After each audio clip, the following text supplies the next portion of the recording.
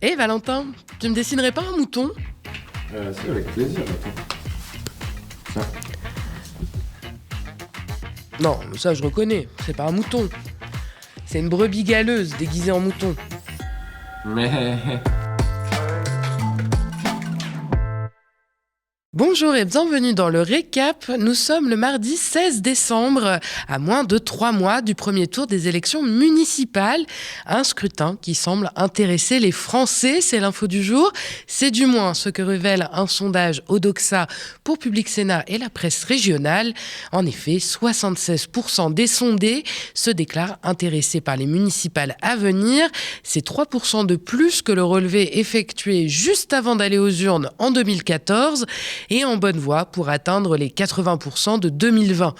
Une bonne nouvelle à première vue pour la démocratie locale, mais qui se tempère un peu lorsqu'on y regarde de plus près, et notamment sur les thématiques jugées prioritaires pour les électeurs.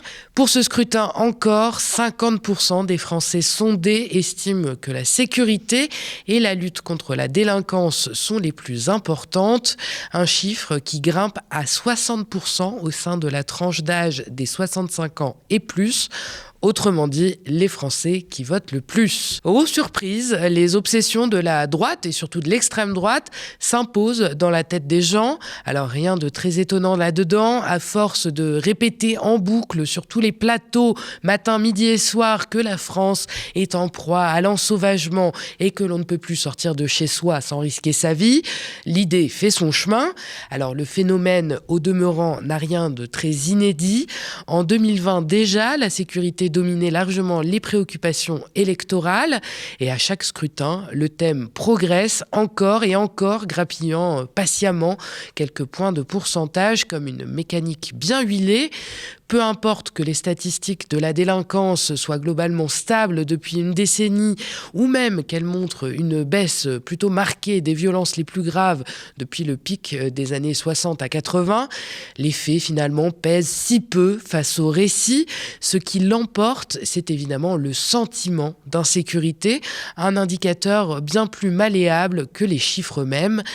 Les études sont pourtant sans ambiguïté, ce sentiment dépend largement de la surexposition médiatique et du climat politique et il ne reflète que très imparfaitement l'évolution réelle des violences en France.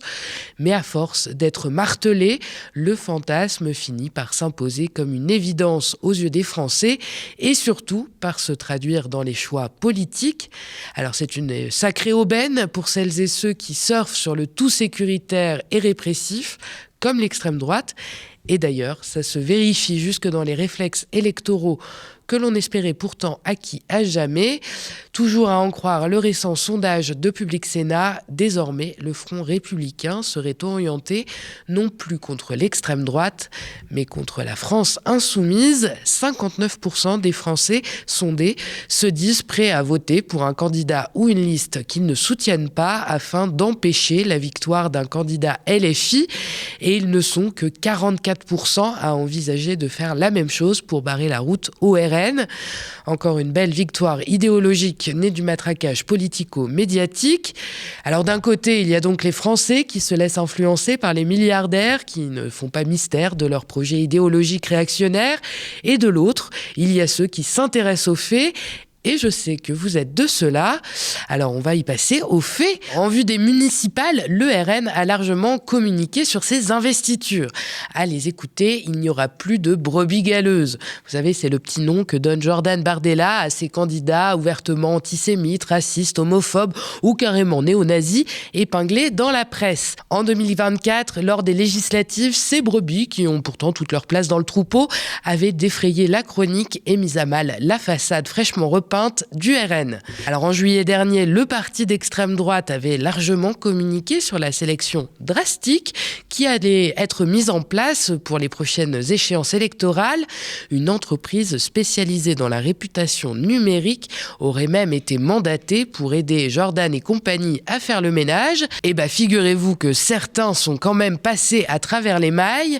C'est Mediapart qui les a repérés et pas avec une entreprise spécialiste, mais juste en utilisant les moteurs de recherche. Comme quoi, c'est pas si compliqué. Alors, dans la liste des brebis établie par nos confrères, il y a par exemple Quentin Maculot, 23 ans, investi à Belfort. En 2022, déjà obsédé par le grand remplacement, il comptabilisait 72% de prénoms à consonance étrangère, je le cite, sur la liste de naissance de sa commune. Des données qui lui inspirèrent le commentaire suivant: « Je n'ai même pas compté Élie et Samuel d'origine hébraïque ».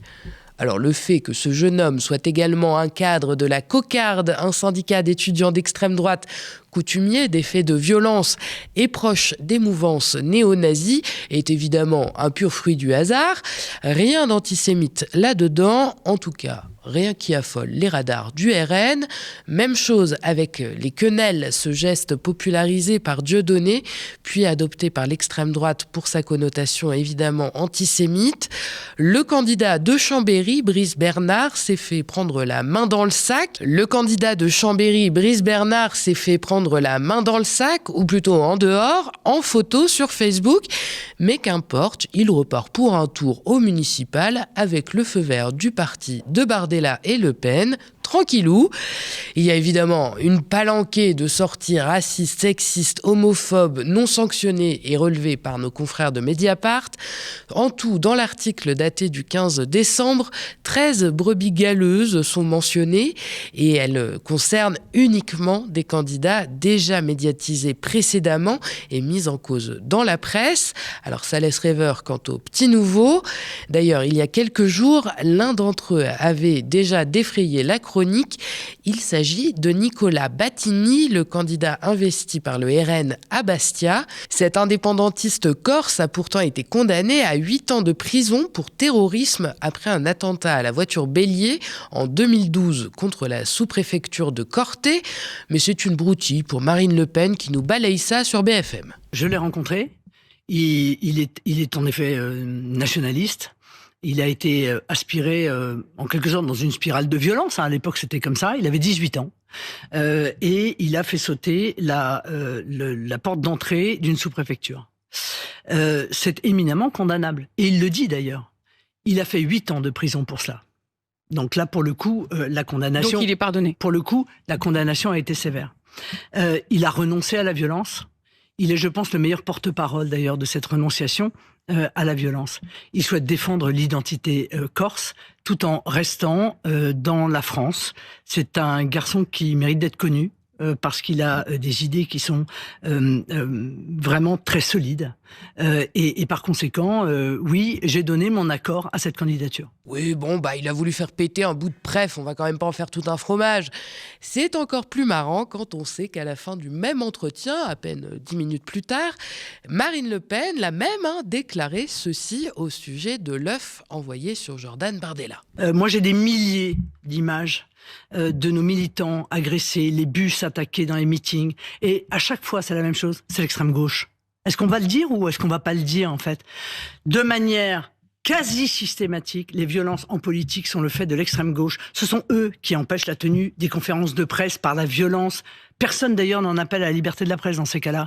Ce sont eux qui essayent d'empêcher la tenue des meetings. Ce sont eux qui s'introduisent dans les meetings pour y semer la perturbation. Ce sont eux qui font des contre-manifestations en permanence, qui vous empêchent de faire des marchés, etc., etc. Donc c'est à eux qu'il faut demander des comptes maintenant.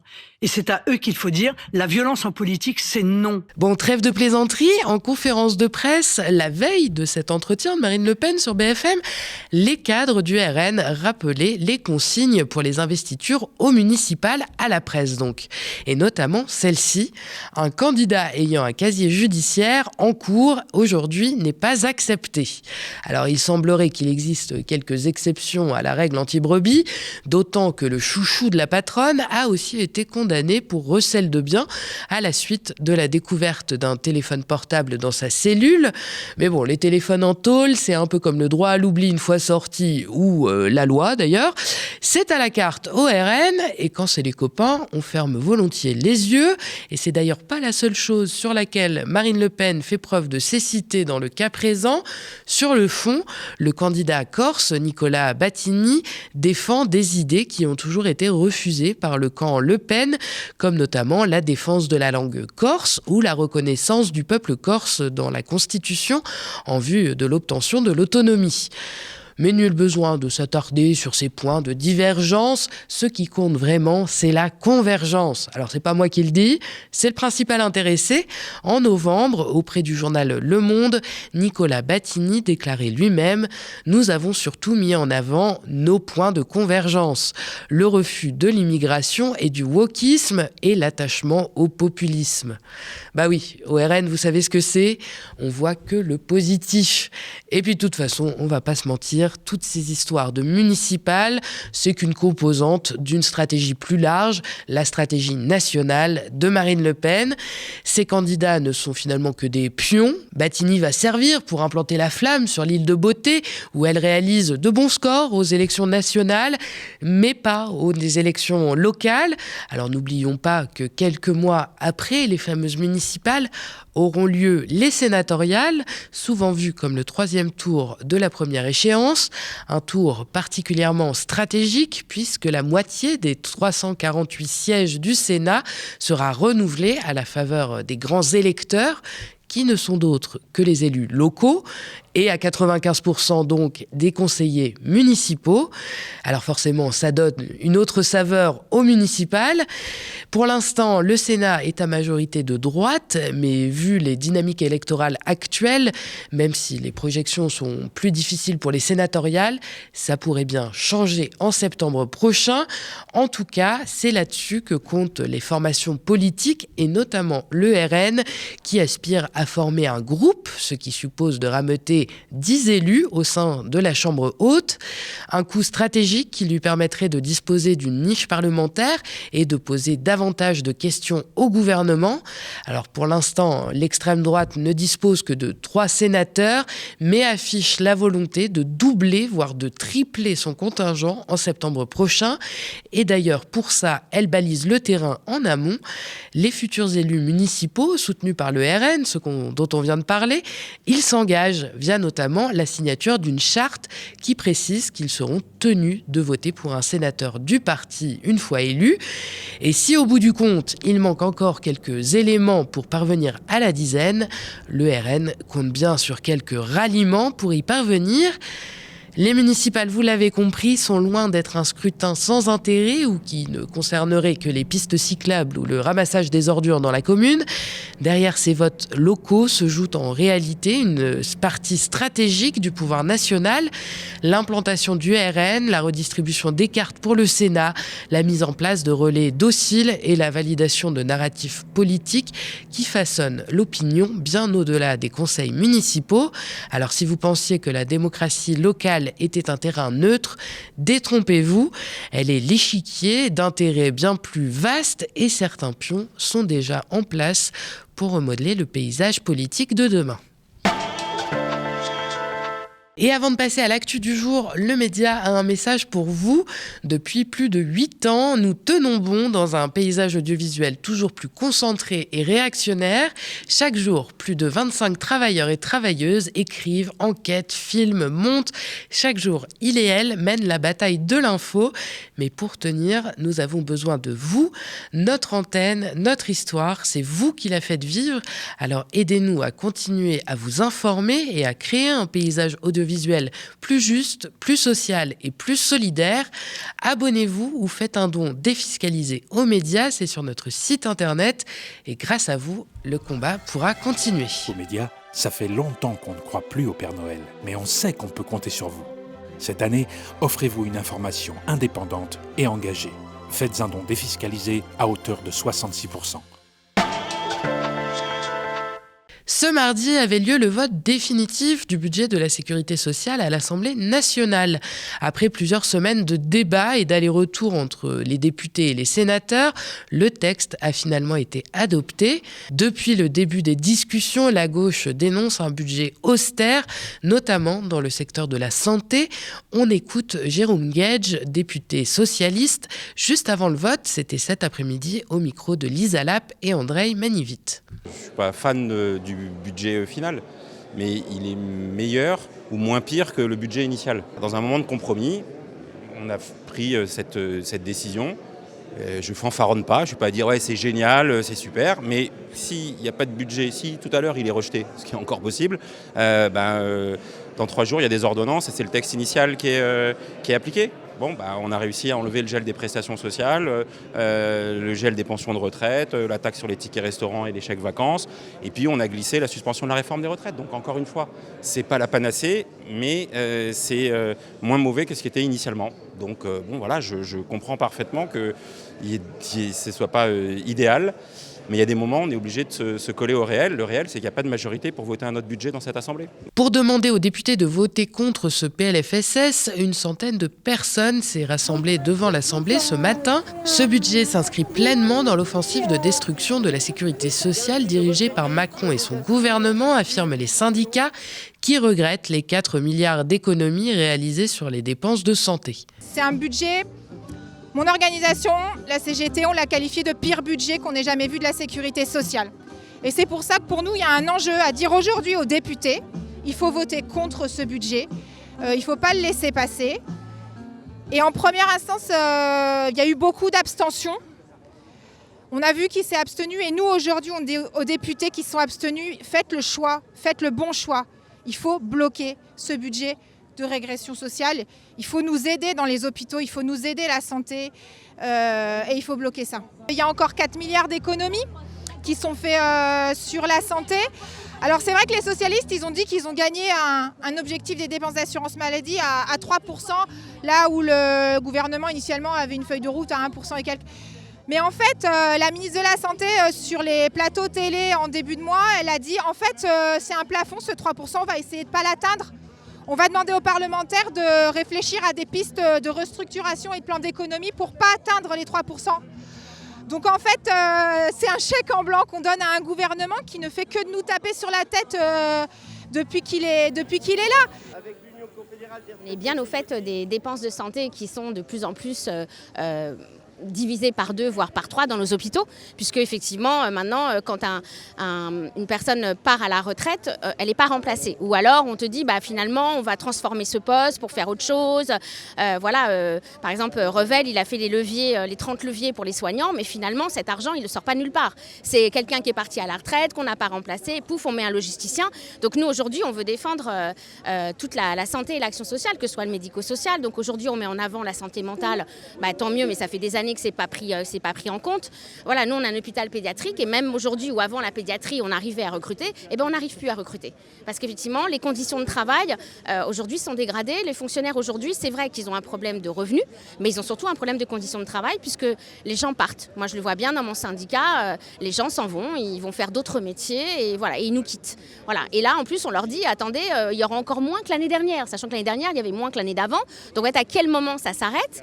On nous dit il faut de l'argent pour la guerre, mais il faudra peut-être aussi des gens pour les soigner. Donc s'ils sont plus là, faites la guerre. Mais du coup, j'espère que votre armée de guerre, elle a des soignants en rab, parce que nous, on ne sera pas là en fait.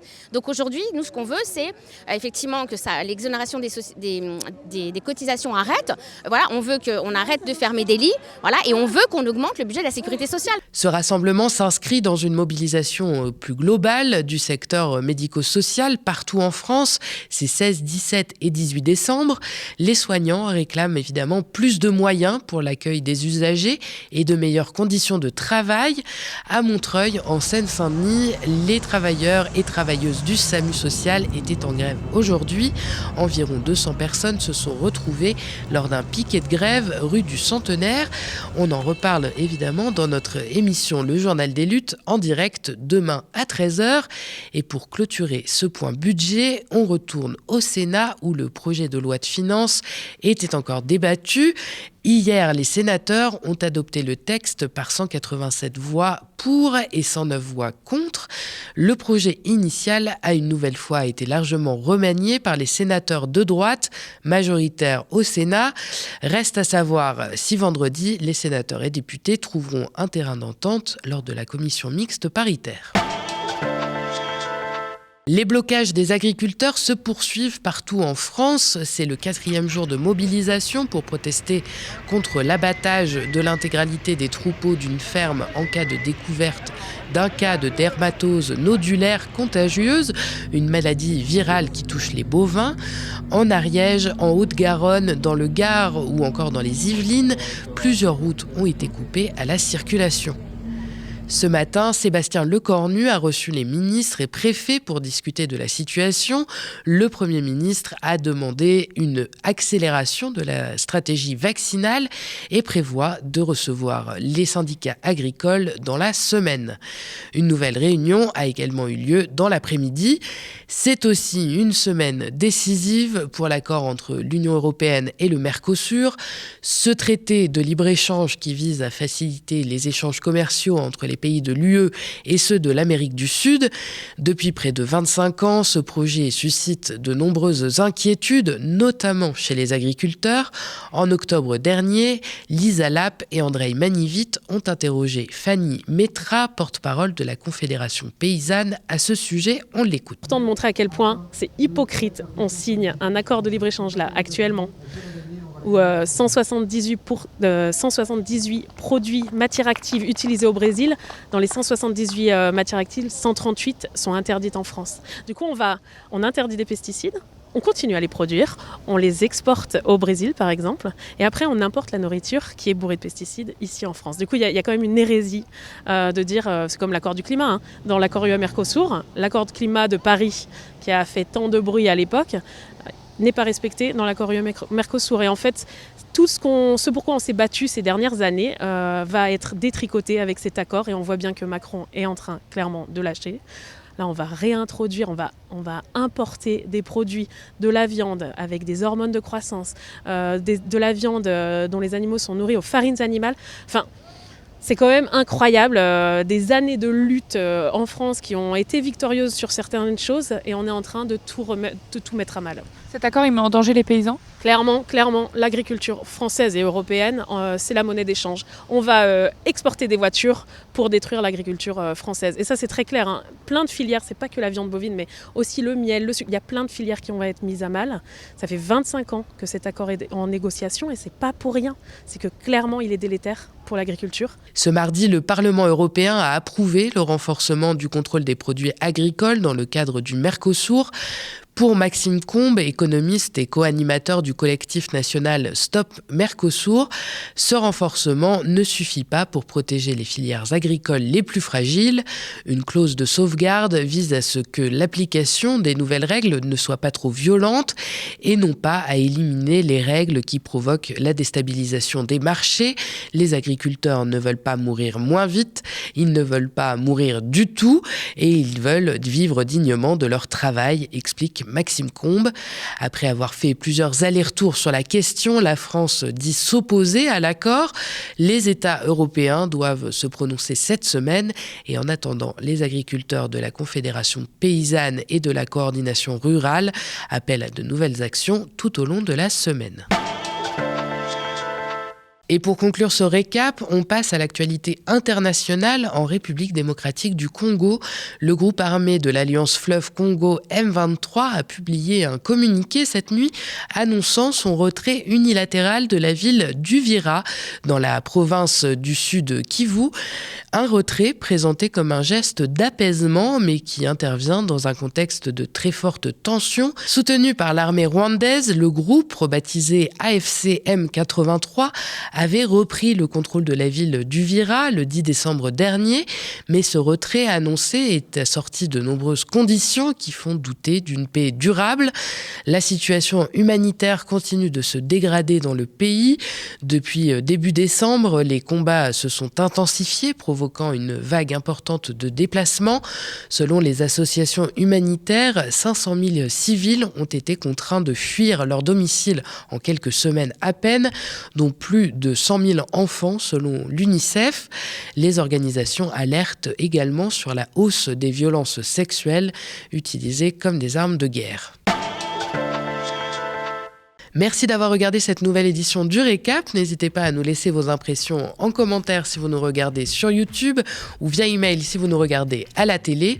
Et n'oubliez pas que l'indépendance a un coût. Alors si vous avez envie de nous donner un précieux coup de pouce en cette fin d'année, n'hésitez surtout pas à vous abonner aux médias ou à faire un don défiscalisable sur notre site internet, je vous le répète. Mais vous pouvez aussi parler de nous autour de vous et ça ne coûte rien. Et nous suivre sur les réseaux sociaux. Et d'ailleurs, en attendant la TNT, retrouvez-nous sur nos 2 chaînes YouTube, Le Média et Le Média 24/7 pour ne rien rater de nos programmes. Très bonne soirée sur Le Média.